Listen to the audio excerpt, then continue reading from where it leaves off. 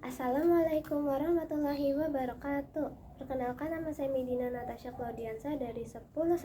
Di sini saya akan menjelaskan tentang meneladani peran ulama penyebar ajaran Islam di Indonesia.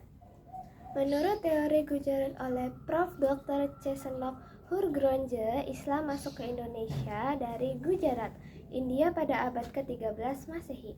Yang kedua yaitu menurut teori Makkah oleh Prof. Dr. Buya Hamba, menyatakan bahwa Islam telah masuk ke Nusantara pada abad ke-7 Masehi.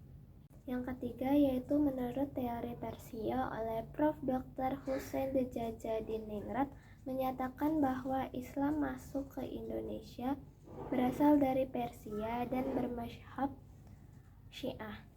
Yang keempat yaitu menurut teori Cina oleh Prof. Dr. Slamet Muljana, menyatakan bahwa Sultan Demak dan Wali Songo merupakan keturunan Cina.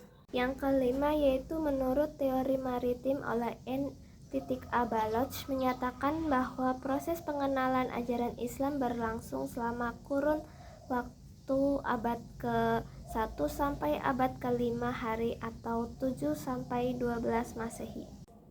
Fase berikutnya adalah pengembangan agama Islam terjadi pada abad ke-6 hari sampai ke pelosok Indonesia. Saudagar pribumi juga berperan penting dalam proses pengembangan agama Islam di pedalaman-pedalaman. Dimulai dari Aceh pada abad ke-9 Masehi, diikuti tumbuh dan berkembangnya di kerajaan Islam dan di berbagai wilayah. 2. Perkembangan Kesultanan di Indonesia. Masa perkembangan agama Islam adalah kurun waktu pada saat umat Islam telah membangun kesultanan sebagai bentuk kekuasaan politik, diawali pada saat abad ke-11 Masehi. Perkembangan agama Islam di Indonesia semakin meluas dengan seiringnya banyak raja-raja Hindu yang memeluk agama Islam. Dengan demikian, terbentuklah kesultanan Islam di berbagai wilayah di Indonesia.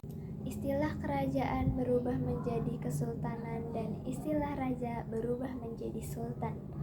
Tumbuhnya kerajaan Islam di Indonesia tidak dapat dilepaskan dari sebab timbulnya politik di luar Indonesia. Untuk mengetahui perkembangan mazhab Syafi'i yang dianut mayoritas masyarakat Indonesia, termasuk di Kesultanan Samudra Pasai, dapat diketahui dari catatan Ibnu Battuta yang pernah berkunjung ke Kesultanan Samudra Pasai pada tahun 745 sampai 746 hari atau 1345 Masehi.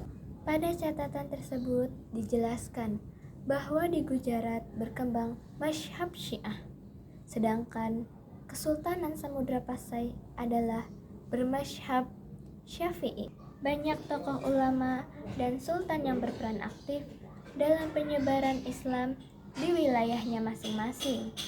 Di antaranya Sultan Malik Al-Soleh, Sultan Ahmad, Sultan Alauddin Riayat Shah, Wali Songo, Sultan Alauddin Datuk Tunggang Parangan, Sultan Zainal Abidin, Syekh Ismail Al-Minangkabawi, Syekh Ahmad Khotib Sambas, Abdul Sayyid Abdul Rahman, Abdul Samad Al-Palimbani, Syekh Mahfud Al-Termasi, Syekh Nawawi Al-Batani, Syekh Muhammad Yasin bin Isa Al-Padani, Nuruddin Ar-Roniri, Abdul Rauf Asy-Syinkili, Muhammad Arsyad Al-Banjari, Abdullah Mahfud Al-Termasi, Muhammad Sholih bin Umar Al-Samarani.